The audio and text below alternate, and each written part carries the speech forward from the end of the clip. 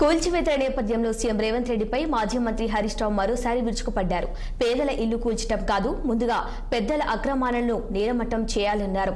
రేవంత్ రెడ్డి శుద్ధపూసలేక మాట్లాడుతున్నాడని, కొడంగల్లో సీఎం ఇల్లు కుంటలోనే ఉందని మాజీ మంత్రి తెలిపారు. సర్వే నెంబర్ 1138 రెడ్డికుంటలో సీఎం రేవంత్ రెడ్డి ఇల్లు ఉందని, అలాగే అతడి సోదరుడి ఇల్లు కూడా ఎఫ్టీఎల్ పరిధిలోనే ఉందని పేర్కొన్నారు. ముందు వారి ఇండ్లు కూల్చాలని, తర్వాతే మూసి నిర్వాసితుల ఇళ్లను కూల్చాలన్నారు హరీష్ రావు. ఆయన ఈ రేవంత్ రెడ్డి ఆయన ఏదో పెద్ద శుద్ధపూస లెక్క మాట్లాడుతుండు.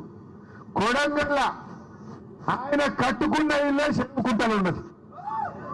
రేవంత్ రెడ్డి నువ్వు కట్టుకున్న ఇల్లు రెడ్డి కుంటలో సర్వే నెంబర్ 1138లో నీ ఇల్లుంది కదా. ఫస్ట్ నీ ఇల్లు కూడా కొట్టు. నీ ఇల్లే రెడ్డి కుంటలు ఉన్నది. నీ తమ్ముని ఇల్లే ఎఫ్టీఎల్ ఉన్నది. నీ తమ్మునికో రూలు, నీకో రూలు, గరీబులకు ఒక రూల్ అని నేను అడుగుతా ఉన్నా. ఇదెక్క న్యాయం? ఇవి పెట్టరుకున్న